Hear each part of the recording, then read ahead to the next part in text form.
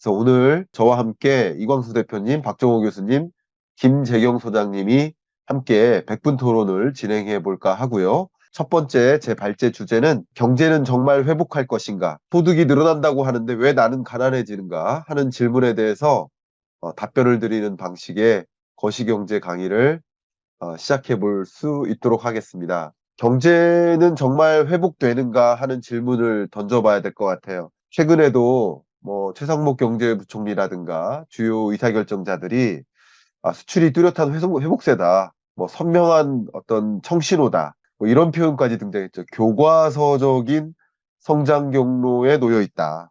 그렇게 복귀됐다. 이렇게까지 이야기하는데 정말 그만큼 우리 경제가 회복되고 있는지를 먼저 진단해 보도록 하겠습니다. 최근 경기 흐름상 1분기 경제 성장률 속보치로 봤을 때 1.3%가 나왔어요. 그럼 최근 들어서 계속 0% 마이너스 성장하다가 처음으로 1%대 성장률을 보였습니다. 근데 제가 2024년 경제를 놓고 여러분이 보실 때 이 숫자적으로는 좋을 수 있으나 실제 여러분이 체감하는 경제는 전혀 그렇지 않을 수 있다라는 말씀을 드렸어요. 바로 기저효과 때문이죠. 보시는 것처럼 2021년 성장률 4.1%가 이게 의미 있는 숫자인가? 그렇지 않다는 거죠. 이 4.1%는 2020년 팬데믹 경제 위기, 경제 활동이 급격히 수축돼서 경제 규모가 전년보다 오히려 줄어든 경제 위기 이후의 성장률이기 때문에 숫자적으로는 높을 수 있으나 정말 말 그대로 경제가 회복됐다라고 느끼긴 어렵다라고 말씀을 드렸죠. 마찬가지 2024년 성장률은 2023년 경제가 이 네 번의 한국 경제 위기를 제외해 놓고 보면 가장 안 좋은 경제였기 때문에 그때보다는 성장률로 봤을 때는 높게 나올 수밖에 없다. 그래서 기저효과를 감안하고 경제를 들여다봐야 된다. 그래서 경제 성장률이라든가 매출액 증가율이라든가 영업이익 증가율이라든가 여러 가지 경제 지표가 전년 동월과 비교해서 얼마나 증가했는지를 보여주는 지표이기 때문에 그냥 기저효과를 감안하지 않고 성장률이 올라갔다, GDP 증가율이 올라갔다, 매출액이 증가했다, 증가율만 보면 경제가 굉장히 폭발적으로 성장하는 것 같이 보일 수도 있지만 그렇지 않을 수 있다라는 것을 먼저 강조해 드리겠습니다. 두 번째, 근데 정말 한국 경제가 회복되는가 라는 것을 볼 때 매월 말일날 발표되는 산업활동 동향조사를 보시면 좋습니다.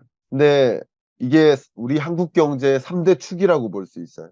기업들이 얼마나 생산하나, 또 가계는 얼마나 소비하나, 그리고 미래 사업을 위해서 얼마나 투자하나를 보여주는데 이 3월 산업활동조사가 4월 말에 발표되죠. 그 발표된 결과를 보면 산업 생산이 2.1% 감소하고요. 4년 1개월 만에 최대 낙폭입니다. 또 투자는 6.6%나 감소해요. 그러니까 이번 3월 생산이 줄어든 게 중요한 게 아니라 향후 사업을 위해서 신규 투자를 더 늘려나가지 못하고 계속 투자가 줄어드는 현상이 나타납니다. 근데 가계 소비는 1.6% 증가했으니까 괜찮은 거 아니냐라고 보실 수 있는데 통상 우리가 이 증가율을 비교할 때 거시경제 지표를 2%를 기준으로 보시면 좋습니다. 우리 한국 경제 잠재 성장률이 2%니까 그거보다 밑돈 증가율이니까 이게 소비가 폭발적으로 늘어났다 이렇게 볼 수도 없는 거죠. 한국 경제 정말 회복인가라는 질문에 대해서 정말 회복은 아닌 것 같다 이렇게 먼저 답변을 드리겠습니다.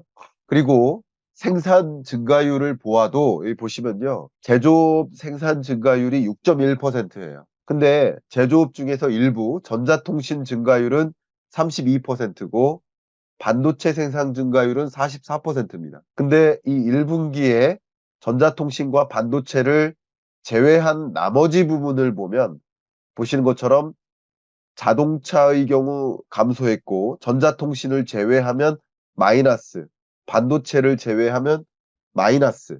그러니까 GDP 규모 면에서 증가한 것처럼 보이지만 전자통신과 반도체를 제외한 나머지 부문의 제조업의 경우에는 뚜렷하게 경제가 회복되는 모습이라고 보기가 어렵다. 라는 말씀을 먼저 드리겠습니다. 특히 우리 한국 경제가 회복되는 모습이라고 표현하면서 주로 수출 기반으로 성장하고 있다 이렇게 표현을 하고 있는데 그 부분도 검증을 해볼게요.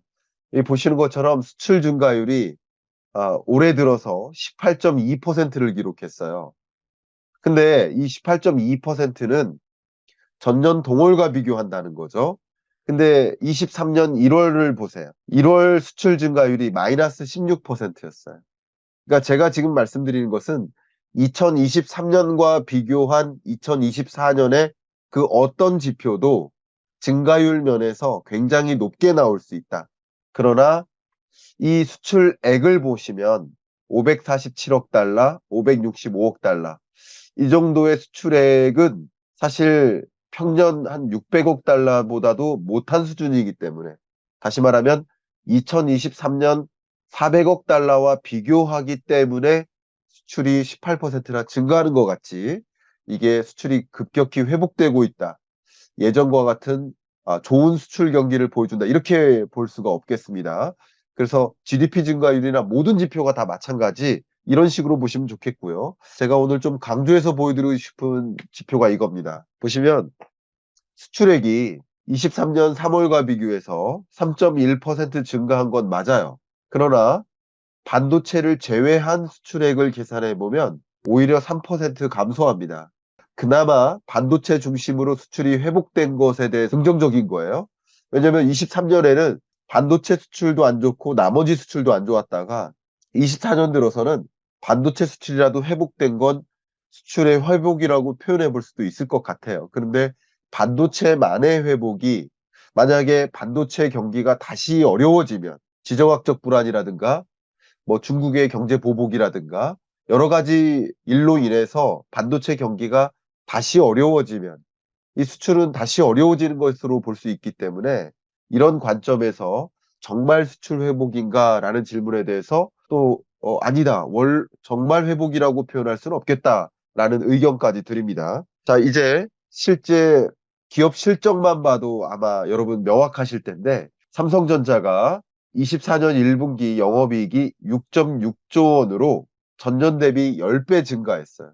현대 기아 같은 경우도 수출 실적이 괜찮아요. 근데 이 삼성전자의 영업이익 증가율을 그래프로 한번 보시면 24년 1월 영업이익이 6조 6천억 원 증가했는데 사실 평년반도 못해요.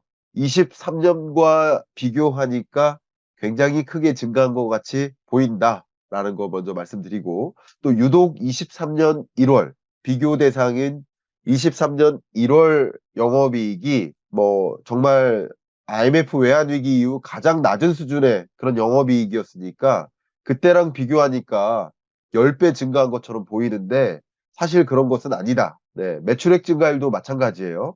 24년 1분기 매출액이 71조 증가했지만 71조가 나왔지만 비교 연도가 23년 1분기 뭐 63조 또 2분기 60조 이때와 비교하면 당연히 크게 늘어난 것 같죠. 자, 여기서 말씀드리는 것은 기업 실적도 말 그대로 충분히 개선되는 모습이다라고 판단하기 어렵습니다. 그런데 기업 실적이 늘어난다고 해서 우리 대중의 국민의 혹은 서민의 체감 경제도 같이 회복된다라고 판단하기는 어렵겠죠. 그렇기 때문에 경제는 회복된다라고 하지만 실질적인 회복이라고 아직 판단하기 어렵고 그리고 주요 기업들이 반도체나 수출 경기가 회복된다고 해서 그게 우리의 체감 경제를 회복시키는 것까지는 또 아니다라는 것까지 강조해서 설명드리겠습니다. 이제 마지막인데요. 그러면 물가 부분도 말씀드릴게요.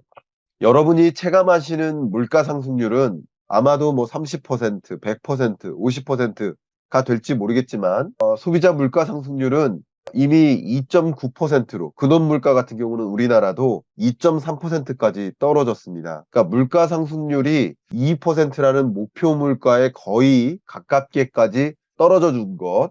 이렇게 떨어져 준 것을 보면 아니 내가 체감하는 물가는 뭐 30%, 50%, 뭐 2배 이상 상승했는데 물가 상승률이 어떻게 떨어질 수 있지? 그러니까 물가 상승률이 숫자적으로는 떨어질 수 있지만 여러분이 체감하신 물가 상승률은 절대 이게 아닐 겁니다. 제가 무슨 말씀드리냐면 제가 항상 강조하는 게 물가와 물가 상승률의 차이다. 그러니까 여러분이 체감하시는 것은 물가예요. 물건의 가격인 거예요.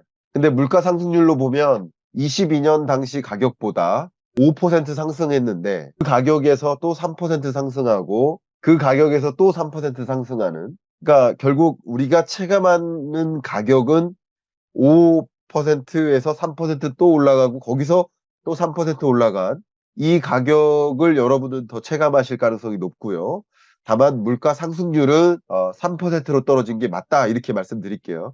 제가 여러분께 말씀드리는 것은 물가가 잡히는 것이 아니라 물가 상승률이 목표하는 수준에 가깝게 떨어지는 것이다. 그러니까 체감하는 여러분들의 경제는 물가가 너무나 높으니까 또 부담될 수 있겠죠. 그래서 더 가난하다라고 느껴지실 겁니다. 끝으로 이게 핵심이 될 수 있겠는데, 이런 소위 고물가와 경기 침체가 같이 만난 이 스태그플레이션 경제에서는 유독 우리가 좀 가난해진다라고 느끼는 이유는 바로 이 지표 때문입니다.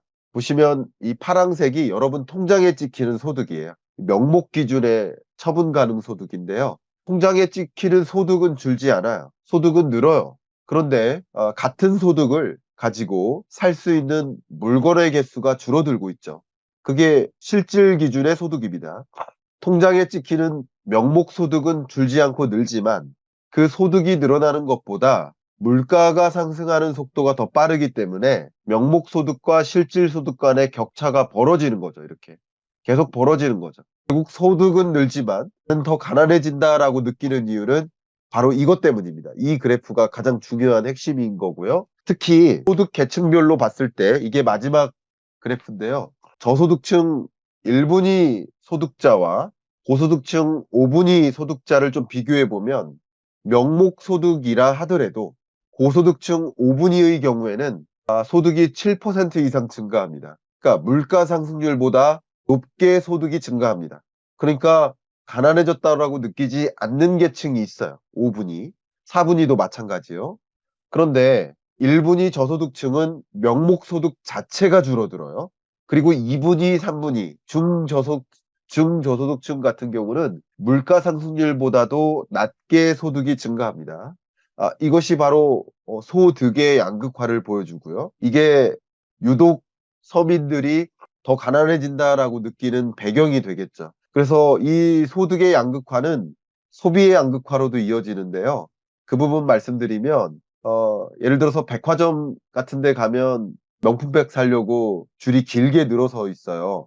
어떻게 그런 일이 있을 수 있지 하지만 어차피 그 명품백은 이 5분위 고소득층이 산단 말이에요. 수입차 소비도 급격히 늘었습니다. 23년에. 이렇게 늘어난 배경은 4분위, 5분위 고소득층이 소비하는 소비 품목의 경우에는 소비가 늘어난 거고요. 1분위의 경우에는 오히려 생필품이나 의약품 소비도 줄어든 그런 특징들은 3분위 이하의 중저소득층의 소득이 감소해서다. 그러니까 결국 이런 스태그플레이션, 고물가와 경기 침체가 맞물리다 보니까 특정 계층은 소득이 뚜렷하게 늘어서 뭐 사치제적 소비를 즐기지만 그렇지 않고 중저소득층의 경우에는 소비 자체를 못하는, 좀 정말 삶의 질이 떨어지는 것을 체감할 수 있겠다. 이렇게 어려운 경제이고 경제가 뚜렷하게 회복된다고 볼 수 없는 경제이니만큼 그만큼 우리가 어떻게 자산 관리를 해야 되지? 어떻게 대응을 해야 되지?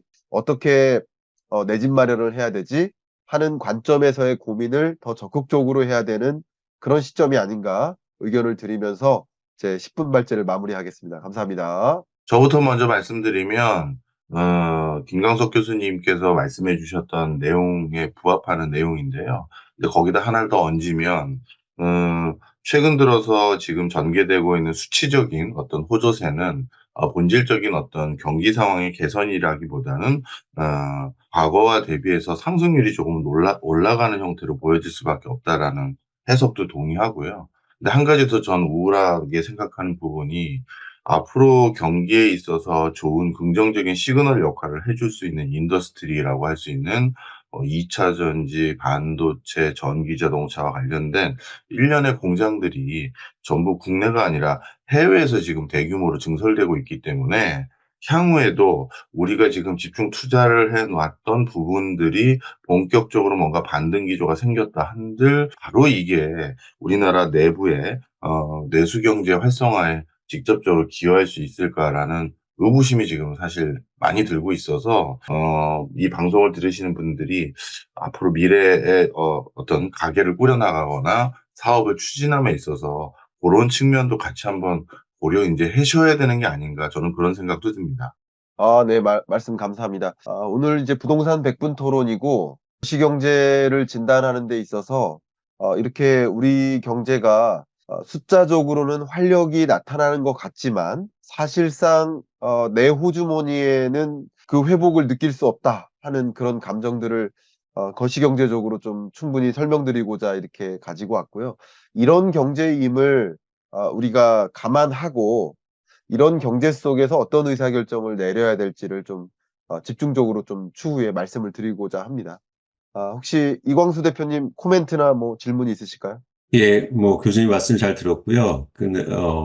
근데 결국 이건 것 같아요. 그러니까 경제 성장률이 불확실성이 크고 둔화되고 있는데 이제 물가가 높다는 거잖아요. 그래서 스태그플레이션 얘기를 하고 있는데 유독 한국에서 그런 현상이 더 두드러질 가능성에 대해서 어떻게 보시는지. 그러니까 뭐냐면 사실은 이게 내수 경제가 안 좋고 이렇게 안 좋으면 저는 이제 걱정되는 게 실업률이 올라갈 거라는 거죠. 그러면 이게 당장은 뭐 한국에서 그런 현상이 안 나타나지만 이제 점차적으로 공공에 대한 어떤 그 재정 투자도 사실은 감소하고 있고, 그렇게 되면 이제 실업률이 올라갈 텐데, 실업률이 올라갈 때 과연 우리나라의 중앙은행과 그리고 정부나 이렇게 완화적 통화 정책을 쓸 수 있는가? 그런데 그게 전 힘들어 보이거든요. 왜냐하면 물가 때문에. 그러니까 환율이라는 또 요소가 있어서. 그래서 그러니까 미국보다 대한민국에서 실업률 증가가 더 좀 일어날 가능성, 그게 질문 하나, 어떻게 보시는지 질문 하나 하고, 두 번째는 이런 상황 속에서 한국의 중앙은행이 금리를 낮출 수 있느냐, 독자적으로.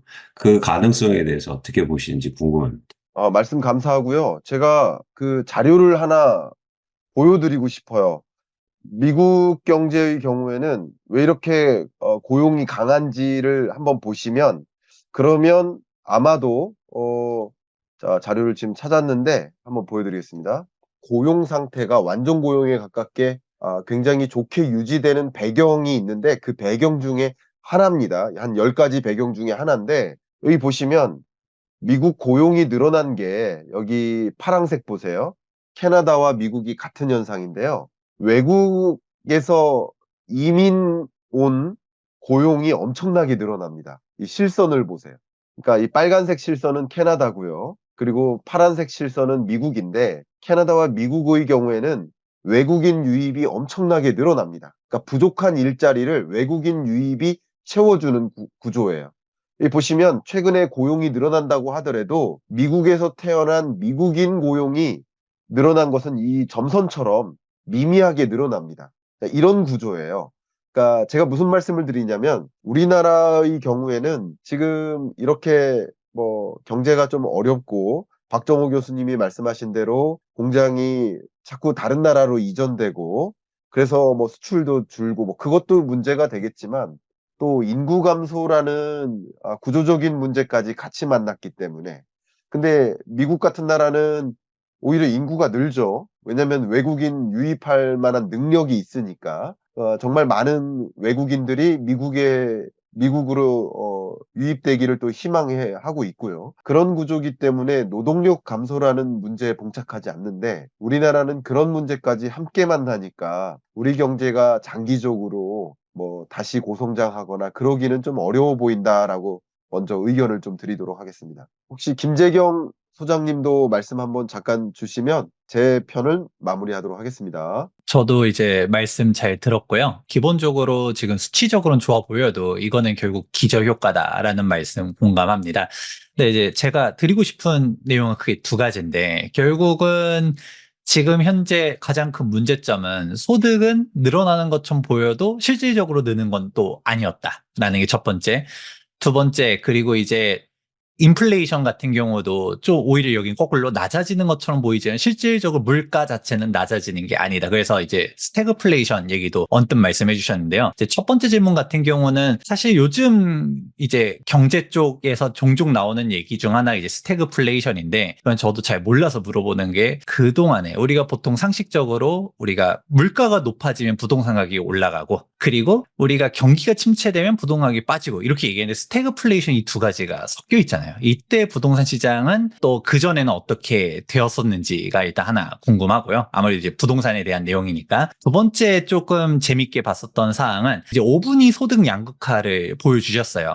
돈을 잘 버는 사람들은 더 잘 벌고 못 버는 사람들 오히려 소득이 하락하는 거를 보여주셨는데 실제로 최근에 KB 통계를 보게 되면 여기서도 5분위 양극화가 더 벌어지고 있거든요. 이제 상위 20% 지역의 부동산 가격이 더 올라가고 하위 20% 지역은 더 떨어지는 양극화 보여주고 있는데 약간 이런 부분이랑도 조금 일맥상통할 수 있지 않을까라는 생각도 드는데 교수님은 어떻게 생각하는지랑 이런 소득 양극화가 계속된다라고 하면 부동산 시장 양극화도 계속될 거라고 보시는지 이렇게 두 가지 물어보도록 하겠습니다. 네, 두 가지 굉장히 중요한 질문 주셨는데요. 그 첫 번째 질문 스태그플레이션. 그러니까 스태그플레이션은 이제 부동산 시장이라는 관점에서 거시경제 펀더멘탈을 이해할 때 스태그플레이션은 부동산 시장에 어떤 영향을 미칠까?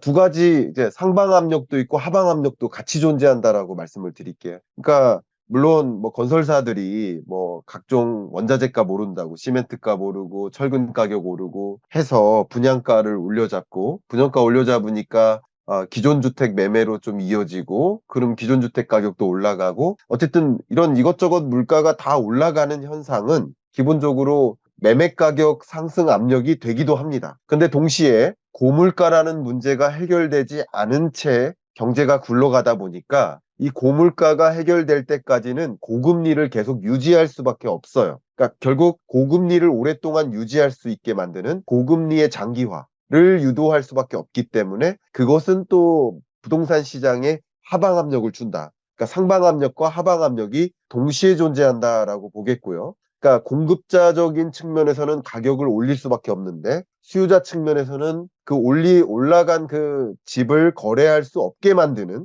그래서 매매 거래가 활발하게 일어나지 않는 국면 그게 스태그플레이션 경제에 나타나는 현상이라고 저는 생각을 합니다. 더 추가적으로 주제가 있다면 시간이 있다면 구체적으로 또 그런 말씀 드리도록 하겠고요. 이제 부동산 시장이라는 관점에서 여러분께 자주 강조해서 말씀드리는 것은 우리가 체감하는 것은 물가지만 거시경제적으로 물가를 들여다보실 때는 물가 상승률을 보셔야 된다라는 말씀을 좀 드려요. 왜냐하면 금리를 인상할지 인하할지 여부를 결정하는 금리 인하 시점을 가늠하는 데는 물가가 아니라 물가 상승률이기 때문에 물가는 계속 오르더라도 물가 상승률은 떨어질 수도 있겠구나라고 여러분 경제를 좀 친숙하게 이해해 주시면 좀 도움이 되지 않을까 이 말씀 드리고요. 이 소득의 양극화가 경영 트렌드적으로는 소비의 양극화로 이어집니다. 그러니까 가운데의 물건 안 팔리고요.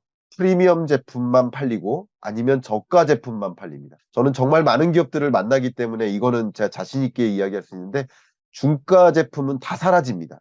커피 브랜드도 중가가 사라져요. 아예 프리미엄이든가 아예 저가 전략이든가 둘 중에 하나만 살아남아요. 기업들도 그런 소비의 양극화가 소득의 양극화가 소비의 양극화로 이어지기 때문에 경영 전략적인 관점에서도 그렇게 움직이고 있다. 이렇게 답변을 먼저 드리고요. 부동산 시장, 자산 시장에도 그런 움직임이 있다고 생각을 합니다. 제가 좀 감히 이렇게 말씀드린다면 무주택 저소득층의 경우에는 아니 나는 소득도 늘어나지 않고 이렇게 힘들고 물가가 높은데 어떻게 집을 산단 말이야 라고 하실 수도 있지만 고소득층의 경우에는 또 고자산가의 경우에는 집 살 만한 여력이 된다면 가격이 반등한다면 또 매수로 이어질 수도 있는 거구나 라고 이 시장을 분리해서 이해해 보시는 것도 어떨까 의견을 좀 드려봅니다. 그러니까 전반적으로 소득이 늘어나는 것이 아니라 4분위, 5분위의 소득만 늘어나고 그들의 자산 가치만 늘어나는 소득의 양극화가 자산 양극화로까지 나타나고 있어요. 그런 현상이라고 이 부동산 시장을 놓고 판단해 볼 수 있겠고 이런 흐름을 제가 말씀드리는 이유는 이런 흐름 속에서 내가 당하면 안 된다. 내가 당하면 안 된다. 라는 말씀을 좀 여러분께 드리고자 이 주제를 가지고 왔습니다. 5월 25일 날 9시부터 6시까지 저녁 6시까지 마라톤 세미나를 합니다. 오프라인에서 하고요. 이번에는 좀 여러분들과 토론을 더 많이 해드리고자, 한 분 한 분의 질의를 많이 받고자 더 소수로 좀 진행해 볼까 합니다. 30인 정도? 아무리 많아도 50인 정도로 인원을 작게 해서 여러분 개개인의 질문들을 많이 수용해 보고자 합니다. 마라톤 세미나에 관심 있으신 분은 고정 댓글을 통해서 확인해 봐 주시기를 좀 바라겠습니다.